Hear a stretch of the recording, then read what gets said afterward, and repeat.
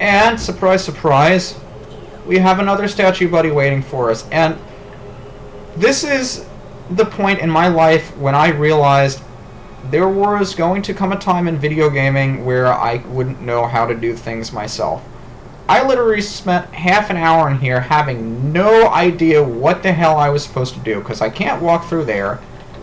I tried jumping to these things. I tried slowly working my way across the horns to see if I could jump my way over there, but I can't. It looks like it's a sort of makeable jump, but you can't make it. And it never occurred to me to use the Deku Leaf! It was that freaking easy! I didn't even have to climb all those statues to get here, because I could have just jumped from the tablet, but no! It just didn't occur to me to use the Deku Leaf.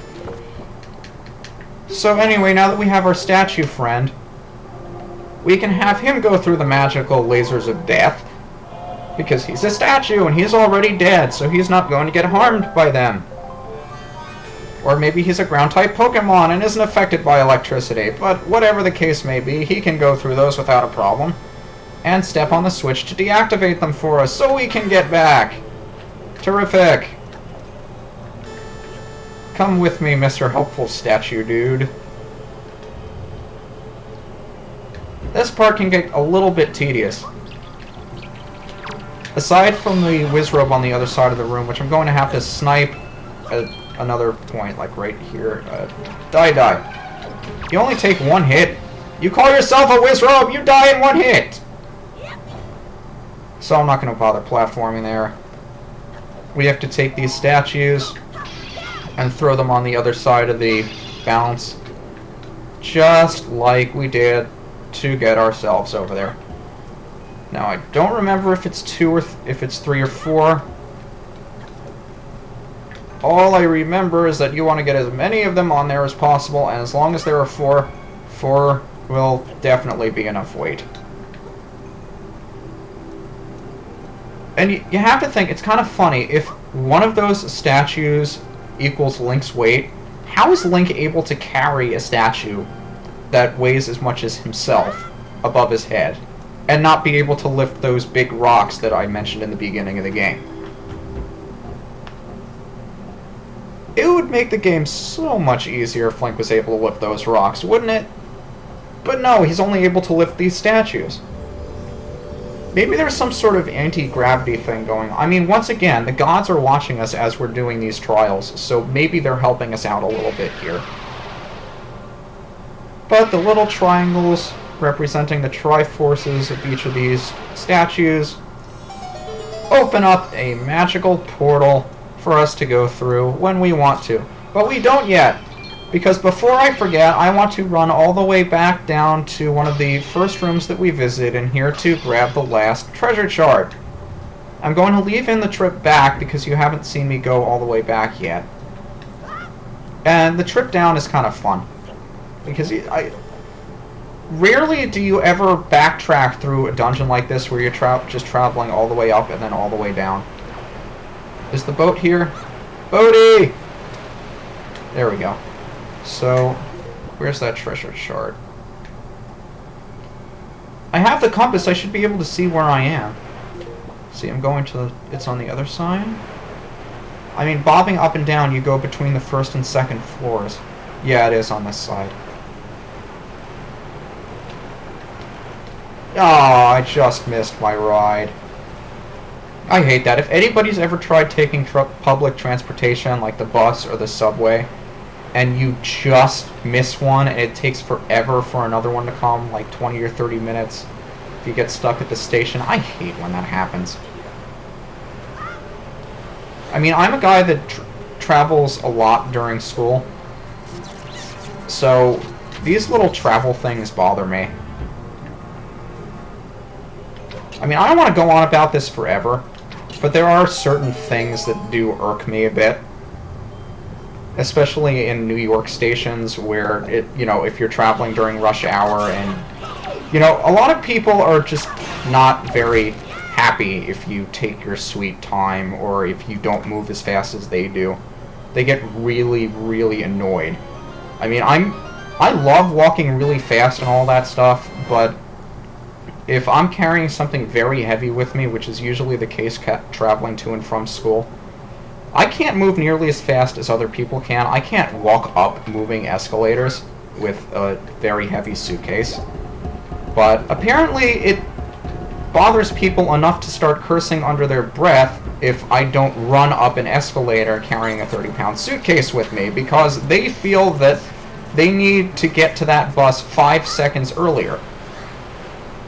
And that just pisses me off, how impatient some people can be when you're the one that's putting in so much extra effort to get to the same place they are. They feel they're entitled to get there before you are. I don't know. If anybody else has traveling pet peeves or things like that, feel free to leave a comment. I'm just going to cut back to the room where I left from. Alright, so now that we're back in this room, if they're nice, I'm sure they'll be nice enough to give me magic and hearts when I walk into this beautiful looking, sparkle infested portal of awesomeness. Takes us all the way up to the top of the tower, and what we have to do, I'd like to take that thing out, but gotta be quick about it.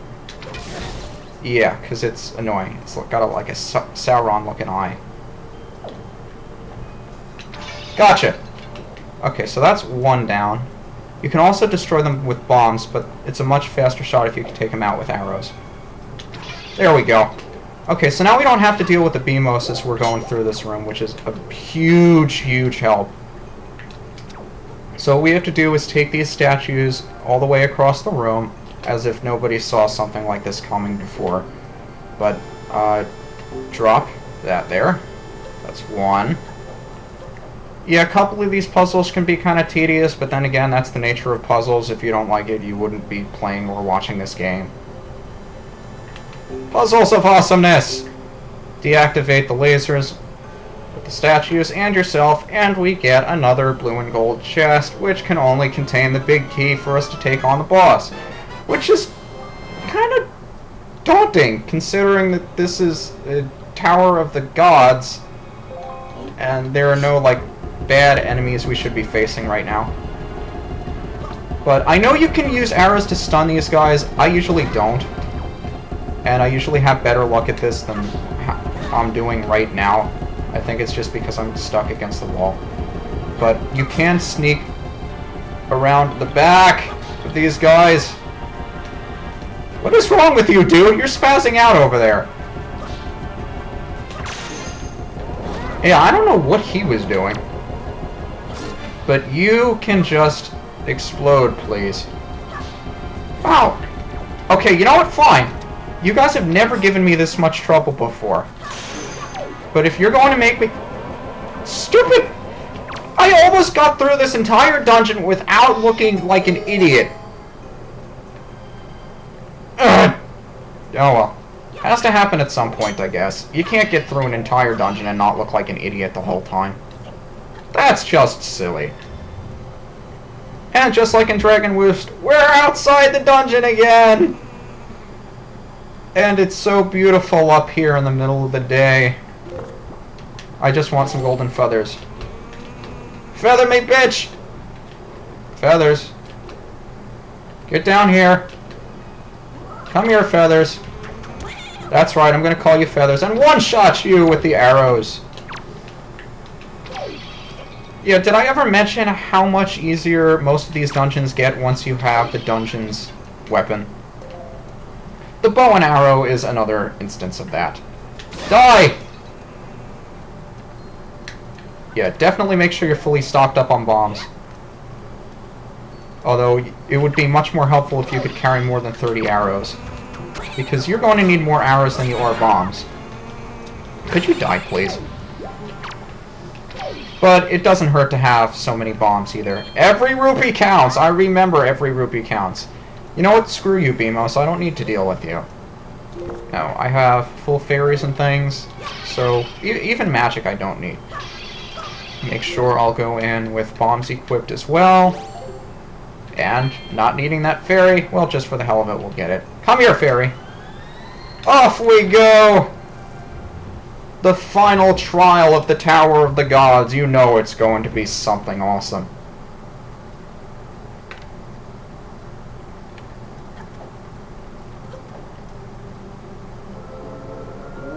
You have done well to find your way to this place, O Chosen One. Accept this final challenge. Oh boy. This doesn't look anything like any of the other bosses we have ever fought in our lives. I know I've said this before about some floating head with moving hands with eyeballs on it, and I forget exactly what it was. And I'm really regretting forgetting, because I know I have said this before. But whatever. We know what to do with floating heads and hands. Is shoot them! And run away when they fire awesome lasers of death! So shoot that. Throw a bomb in its mouth, just like most of the other statues in here. Try not to waste too many arrows or bombs, like I've been doing. I mean, I know I've hit both of these twice, and both the eyes twice, and that's a total of 12 arrows right there. So I'd really like to preserve these as much as possible. They don't... Yeah, I lost one already when I said that. Run away! That is a really awesome attack, by the way. So we're going to need more arrows at some point. Well, actually, I can get by with just 8, but I can't miss a single shot here.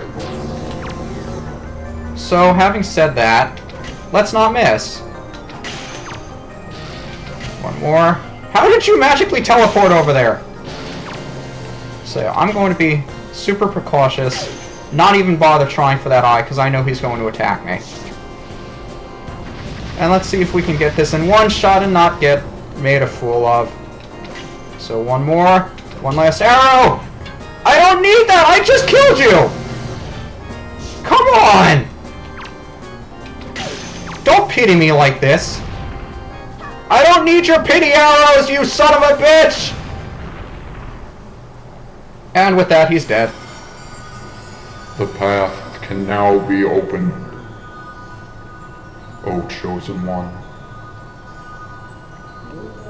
What will now come to pass is tied to your fate, to the path you have chosen. Go forward with caution.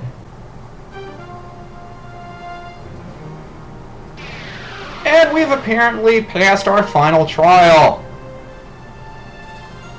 No, the statue doesn't die. Apparently he stays here in case somebody else wants to be tested. I don't know, more theorizing from me, but we beat the boss and get our next heart container anyway, so I don't care. So now that we've beaten the Tower of the Gods, and we've passed the final trial, and we've proven our courage to whatever higher beings are watching over us, what is there left to do?